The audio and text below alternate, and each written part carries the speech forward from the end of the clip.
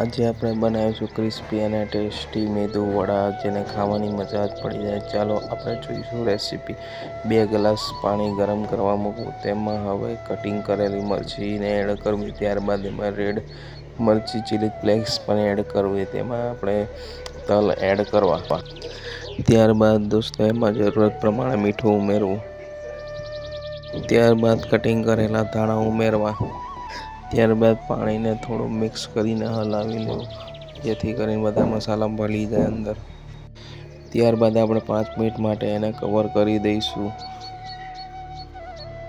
Cover કર્યા બાદ થોડી વાર 5 મિનિટ પછી આપણે તેને જોઈ લઈશું. બધા મસાલા 1 વાટકી સૂજી નાખશું આપણે, તેને સાતળી લઈશું. જ્યાં સુધી પાણીનું ચૂસી ના લે ત્યાં સુધી આપણે સૂજી હલાવશું. સૂજીનો મસાલો આપણો તૈયાર થઈ ગયો છે. તેમાં આપણે 2 ચમચી જેટલું કુકિંગ ઓઇલ નાખશું.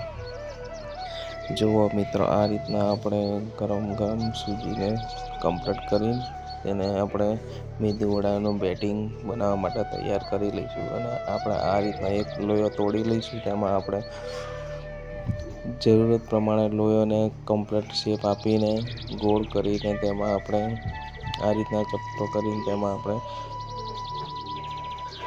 વેલણ અથવા આપણી ફિંગરની મદદથી આ રીતના તમે જોઈ શકો છો હોલ કરી દઈશું.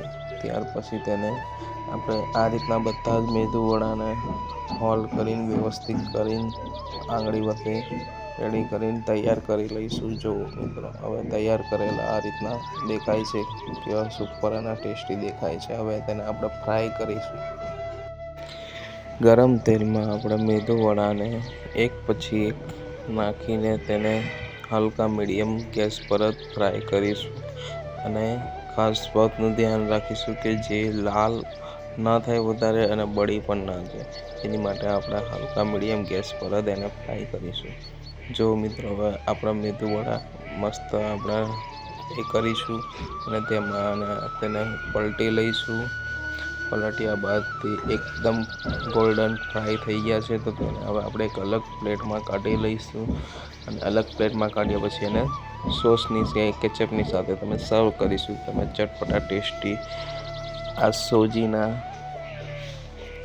મેદુ વડાની મજા લો.